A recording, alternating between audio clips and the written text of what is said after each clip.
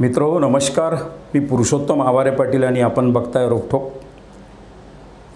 केंद्रात सरकार असलं की वेगवेगळ्या मंत्रालयाच्या माध्यमातून देशातल्या सगळ्या प्रमुख यंत्रणा कशा स्वतःच्या ताब्यात घेता येतात आणि त्या राजकीय विरोधकांवर एक शस्त्र म्हणून कशा वापरता येतात याचं उत्तम उदाहरण सध्याचं मोदी सरकार आहे।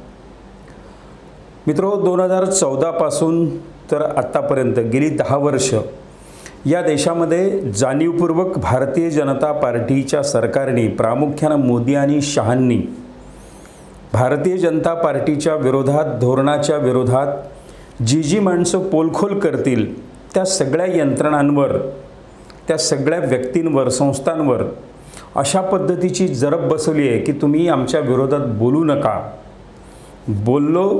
ते बोलले तर तुम्हाला तुरुंगात टाकण्यात येईल। वेगवेगळ्या माध्यमातून जुन्या केसेस उकरून अगदी छोट्या छोट्या केसेस त्या काढून किंवा विनाकारण काही माणसांना गोवून अशा माणसांना तुरुंगात टाकलं जाईल। या पद्धतीचे धमकी सत्र गेली 10 वर्ष या देशात पद्धतशीरपणे सुरू आहे।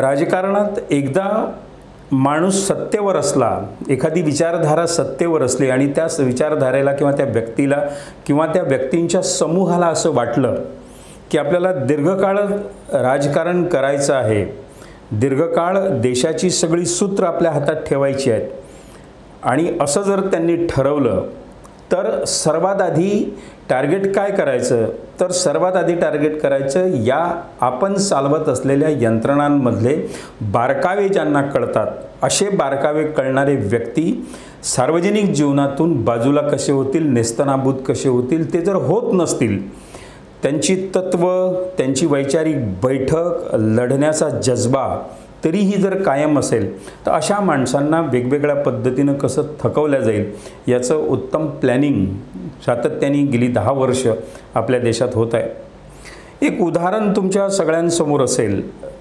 रशियाची निवडणूक तिथले राष्ट्राध्यक्ष व्लादिमीर पुतिन हे 5व्यांदा जिंकले आहेत। पुतिन हे हुकुमशाह आहेत।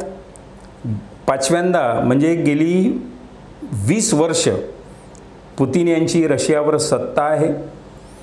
रशियातले विरोधी पक्ष आता नामशेष झालेले आहेत, कारण विरोधात उभा टाकणारा नेता हा एकतर तुरुंगात आहे किंवा स्मशानभूमीत तो गेलेला आहे। अशी उत्तम व्यवस्था रशियाच्या व्लादिमीर पुतिन यांनी करून ठेवलेली आहे।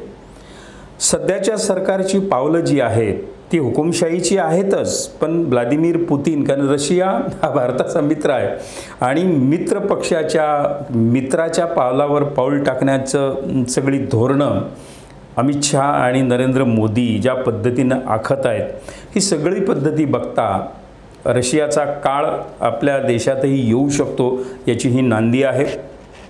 त्यामुळे देशांतर्गतल्या ज्या यंत्रणा असतात ज्या मोठमोठ्या, जशी बँकिंग सिस्टीम, आता निवडणूक रोख्यांवरून बँकिंग सिस्टीम किती अर्थ मंत्रालयाच्या अप्रत्यक्षपणे पंतप्रधानांच्या आणि भारतीय जनता पक्षांच्या चाणक्यांच्या दबावात षडयंत्रात काम करते हे सिद्ध झालेलं आहे।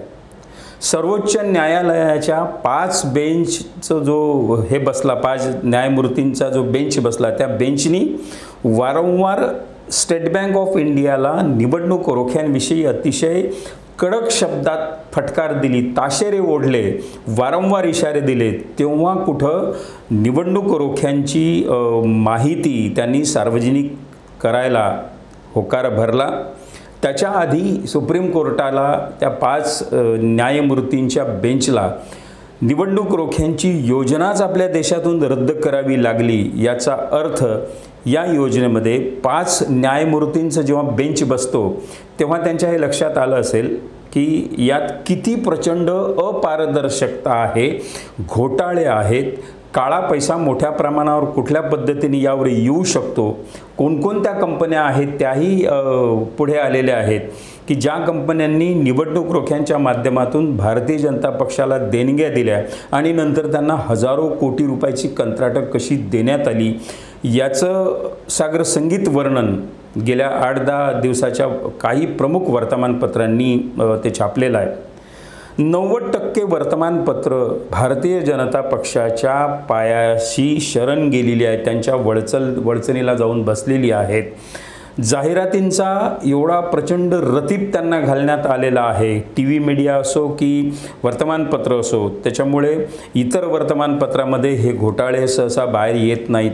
काही बोटावर मोजण्यासारखी वर्तमानपत्र आहेत, हिंदू असेल, इंडियन एक्सप्रेस असेल, भास्कर ग्रुप असेल, असे काही आहेत. आणि प्रामुख्यानं प्रचंड व्ह्यूवर्सची संख्या असणारे काही यूट्यूब चॅनल, रवीश कुमारांचं असेल, अभिसार शर्मांचं असेल, असे काही बोटावर मोजण्या एवढी यूट्यूब चॅनल आहेत की यांनी या सगळ्या प्रकरणाचा अत्यंत बारकाईनं अभ्यास केला. सुप्रीम कोर्टाचं जवळपास 350 पानांचा जो या प्रकरणाचा निकाल आहे तो निकाल वाचून त्यांनी याचं विश्लेषण केलं आणि सामान्य माणसाला हे समजावून सांगण्याचं काम केलं की इलेक्ट्रोलर बॉन्डच्या माध्यमातून कशी फसवणूक होते आहे, पारदर्शकता कशी कागदावर राहिलेली आहे. आता अगदी आजच्या वर्तमानपत्रामध्ये म्हणजे आज शेवटी सुप्रीम कोर्टाला फटकार द्यावी लागली की तुम्ही तुमच्या मताने हे ठरवू नका की कोणती गोष्ट निवडणूक रोख्यांसंदर्भात जाहीर करायची आणि कोणती लपवायची आहे. स्टेट बँक ऑफ इंडियाकडे वकिलांचं, सल्लागारांचं एक स्वतंत्र पॅनल असते. या पॅनलच्या सगळ्या लोकांचा सल्ला घेऊन हे तुम्ही ठरवा की जेव्हा सुप्रीम कोर्ट एखाद्या प्रकरणात आदेश देते तेव्हा ते आदेश याच पद्धतीचे असतात की सगळं काही सार्वजनिक करा. किती देणग्या तुम्हाला आल्या, कोणकोणत्या कंपनीकडून आल्या, त्या कोणत्या राजकीय पक्षाला गेल्या, याचा सगळा डेटा जर तुम्हाला असेल तर तो तुम्ही तात्काळ तो डेटा केंद्रीय निवडणूक आयोगाकडे दिला पाहिजे आणि केंद्रीय निवडणूक आयोगाने तो सार्वजनिक केला पाहिजे. या पद्धतीचे अंतिम आदेश म्हणजे आदेशावर आदेश, ताशेऱ्यावर ताशेरे, फटकारावर फटकार सुप्रीम कोर्टाला त्या 5 जजेसच्या बेंचला द्यावे लागतात. तेव्हा कुठे स्टेट बँक ऑफ इंडिया पुढे 2 पावलं टाकते. म्हणजे स्टेट बँक ऑफ इंडियाच्या अध्यक्षावर केंद्रीय अर्थ मंत्रालयाचा आणि अप्रत्यक्षपणे या देशाच्या पंतप्रधानांचा, या देशाच्या गृहमंत्र्यांचा किती दबाव असेल याची कल्पना या निमित्ताने आपल्याला सगळ्यांना येऊ शकते. अशा पद्धतीचं कार्यक्रम गेली 10 वर्ष या सगळ्या परिस्थितीत चालू आहे. सरकारी यंत्रणांचा गैरवापर सामान्य लोकांना हे कळत नाही. जे भारतीय जनता पक्षाचे चाहते असतात, कार्यकर्ते असतात, ज्यांना बिचाऱ्यांना कधीतरी अटल बिहारी वाजपेयींचा भारतीय जनता पक्ष, लालकृष्ण अडवाणींचा भारतीय पक्ष जनता पक्ष, बलराज मधोकांचा जनसंघ, या मानसिकतेमध्ये जे 2024मध्ये आलेले आहेत वय वाढल्यामुळे, त्या लोकांना हे छक्के पंजे अजिबात कळू शकत नाहीत. इतक्या पद्धतीने तंत्रज्ञानाचा, अत्याधुनिक तंत्रज्ञानाचा वापर करत, कायद्याचा कीस पाळत आणि कायद्यातले छिद्र जे असतील ते शोधत त्यात बोटं घालून ते मोठं करत आपल्या पद्धतीनं कायदे वळवून घेणे, असा कार्यक्रम सगळा गेल्या 10 वर्षात झाला आहे.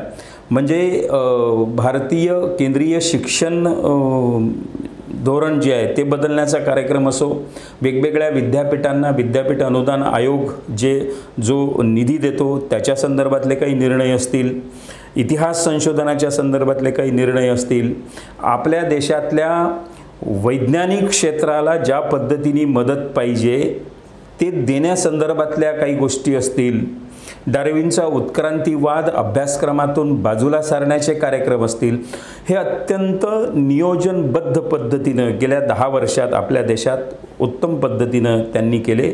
ज्यांना असं वाटते की ही पृथ्वी चातुर्वर्ण्यावर आधारित आहे, मग चातुर्वर्ण काय आहेत, मग तोंडातून कोण जन्माला आलं, बाहूतून कोण जन्माला आलं, मांड्यांमधून कोण आलं, पायामधून कोण आलं, जर असं सगळे धर्मशास्त्र सांगत असतील तर डार्विनचा उत्क्रांतीवाद यांच्यासाठी सर्वात मोठा अडथळा ठरतो. आणि तो जर अडथळा धर्मप्रसारासाठी ठरत असेल तर तो अडथळा आधी ऑपरेशनकडून तो भाग काढून टाकला पाहिजे. म्हणून इतिहासाचं ऑपरेशन केलं, फॅक्टचं ऑपरेशन केलं आणि त्यांना जो अनावश्यक भाग वाटतो तो भाग त्यांनी काढून टाकला आहे. त्याच्यात ते यशस्वी झाले आहेत. या सगळ्या प्रक्रियांवर आवाज उठवणारे राहुल गांधी असतील, मल्लिकार्जुन खरगे असतील, इतर काही काँग्रेसचे आणि वेगवेगळे विरोधी पक्षातले नेते असतील, त्या विरोधी पक्षातल्या नेत्यांना लोकसभा निवडणुकीच्या निमित्ताने एक लिस्ट त्यांनी केली की यांना आपल्याला टार्गेट करायचं आहे. हे ते बोटावर मोजण्यासारखे 8-10 कलावंत अभ्यासू लोक आहेत की ज्यांना आपल्या प्रत्येक धोरणामधल्या बिटवीन द लाईन कळते, ते मधली ओळ वाचू शकतात. त्याच्यामुळे या लोकांना लोकसभा निवडणुकीत टार्गेट करायचं, कोणत्याही परिस्थितीत साम दाम दंड भेद ह्या सगळ्या नीती वापरून ते पुन्हा संसदेत निवडून येणार नाहीत याची काळजी घेण्याचं त्यांनी ठरवलेलं आहे. त्याच्यामुळे राहुल गांधींना वायनाडमधून निवडून येणं तेवढं सोपं नाही. अर्थात राहुल गांधी निवडून येतील हा भाग वेगळा, पण इतरही लोक जे आहेत जे सरकारला टार्गेट करतात, सरकारच्या धोरणांची सभागृहात चिरफाड करतात, अशा लोकांना जाणीवपूर्वक पाडण्याचं एक कार्यक्रम वेळप्रसंगी ते ज्या पक्षात आहेत त्याच पक्षातल्या वेगवेगळ्या गटांना हाताशी घेऊन प्रसंगी कोट्यवधी रुपये त्यांना देऊन किंवा त्यांच्या सगळ्या वेगवेगळ्या आर्थिक घोटाळ्याच्या अनियमिततेच्या केसेसच्या फाईल तयार करून त्या फाईल ईडी मार्फत CBI मार्फत त्यांना दाखवून धाक दपटशा करून हे कार्यक्रम करण्याचा मनसुबा हा भारतीय जनता पक्ष आणि सत्ताधारी पक्षाचा आहे. म्हणजे बघा की सरकार कुठल्या पातळीवर एखाद्याच्या मागं लागायचं तर काय करू शकतं हे बिचारा सामान्य भारतीय जनता पक्षाच्या कार्यकर्त्यांना हे लक्षात येत नाही, परंतु हे षडयंत्र अशा पद्धतीनं काम करू शकतं. मित्रो, निवडणूक लागलेली आहे, आचारसंहिता जाहीर झालेली आहे. महाराष्ट्रात पुन्हा 5 टप्प्यामध्ये निवडणुका आहेत. तुमच्याकडे जो टप्पा निवडणुकांचा येईल तुम्हाला एकच लक्षात ठेवायचं आहे की कोणत्याही परिस्थितीत भारतीय जनता पक्ष म्हणजे महाराष्ट्रातली महायुती, शिंदेंची शिवसेना, भारतीय जनता पक्ष आणि अजित पवारांची राष्ट्रवादी काँग्रेस पार्टी या पक्षाचा एकही उमेदवार निवडून येऊ नये, त्यांना आपलं चुकूनही मतदान जाऊ नये याची काळजी डोळ्यात तेल घालून तुम्हाला सगळ्यांना घ्यायची आहे. असं केलं तरच पुढे आपल्या देशाचं भवितव्य आहे, आपल्या लेकरा बाळांचं भवितव्य या सगळ्या गोष्टींशी निगडीत आहे. याची काळजी आपण उत्तम पद्धतीनं घ्याल याची मला खात्री आहे. मित्रहो, आजच्या पुरतं एवढंच. हा व्हिडिओ आवडला असेल तर रोखठोक हे चॅनल सबस्क्राईब करा, हा व्हिडिओ लाईक आणि शेअरसुद्धा करा. नमस्कार.